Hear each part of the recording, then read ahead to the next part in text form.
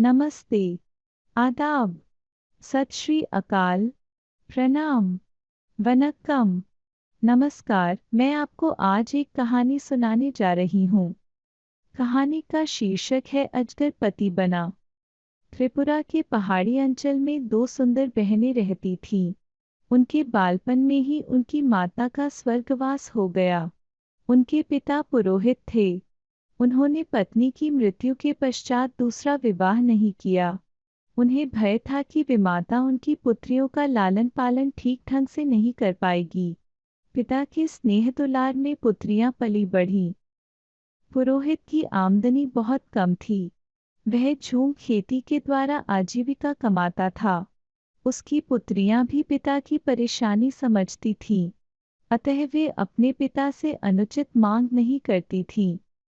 वर्षा ऋतु में उनके कष्ट और भी बढ़ जाते। कई वर्षों से मकान की मरम्मत नहीं हो पाई थी, अतः बरसात का पानी घर में घुस जाता।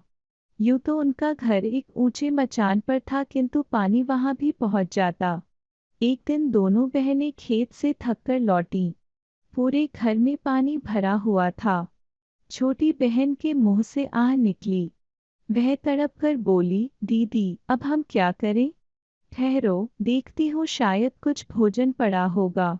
अभी उसे खाकर ही भूख मिटाते हैं।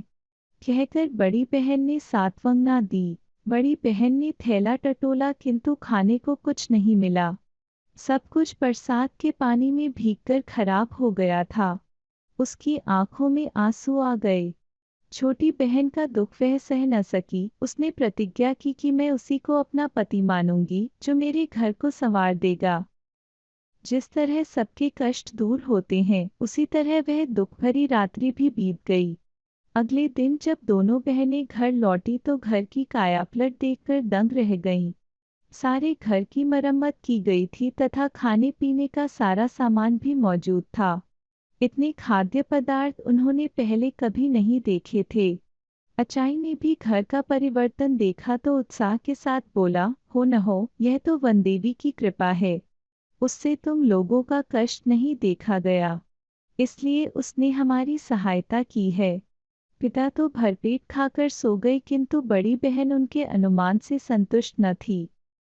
वह चांदनी रात में बाहर आकर खड़ी हो गई। तभी उसकी नजर एक विशालकाय अजगर पर पड़ी। वह अजगर उनके घर से निकलकर जा रहा था। बड़ी बहन ने उसी क्षण निर्णय ले लिया कि वह अजगर को ही अपना पति मानेगी। उसे पूरा विश्वास था कि उनके घर की दशा संवारने में अजगर का ही हाथ है। छोटी बहन के लाख समझाने पर भी वह अकेले खाना खाने नहीं बैठी। तब हार कर छोटी बहन ने अपने जीजाजी को पुकारा, जीजाजी, जीजाजी, खाना खाने आइए। यह आवाज सुनते ही अजगर घर में आ पहुंचा। दोनों बहनें उसके विशाल स्वरूप से घबरा गईं, किंतु वह शांति से भोजन करके लौट गया। यह क्रम काफी समय तक चलता रहा। एक दिन पुरोहित को पता चला तो वह आग बबूला हो उठा।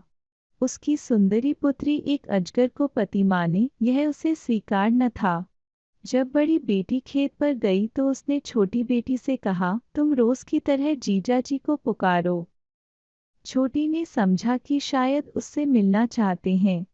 उसने फिर हाँक लगाई। अजगर जैसे ही मचान के पास पहुंचा, आड़ में छिपे पुरोहित ने तेज हथियार से उसके टुकड़े टुकड़े कर दिए। छोटी फूट फूट कर रोने लगी। बड़ी बहन ने जब अपने अजगर की मृत्यु का समाचार सुना तो वह दुखी हो गई। कुछ ही दिनों में उसके मन में अजगर के प्रति प्रेम भाव जाग गया था। उससे वियोग की कल्पना से वह भयभीत हो उठी। बिना एक शब्द कहे वह नदी की ओर चल दी। छोटी बहन भी उसके पीछे चल दी। बड़ी ने आंखें बंद की और रोती रोती नदी के पानी में उतरती चली गईं। बेचारी छोटी उसे पुकारते रही, मत जाओ दीदी, मत जाओ दीदी। बड़ी बहन ज्यों ही नदी में उतरी तो सीधे एक राजभवन में पहुंच गई। जल के नीचे इतना सुंदर महल देखकर वह दंग रह गई। प्रवेश द्वार पर उसका अजगर पति स्वागत के लिए खड़ा था। उसके बाद वह वहीं सुखपूर्वक रहने लगी। यह कहानी यही समाप्त होती है। अगर आपको मेरी कहानी का प्रवाह पसंद आ रहा है तो मेरे चैनल को सब्सक्राइब करें, वीडियो को लाइक करें और साझा करें। धन्यवाद।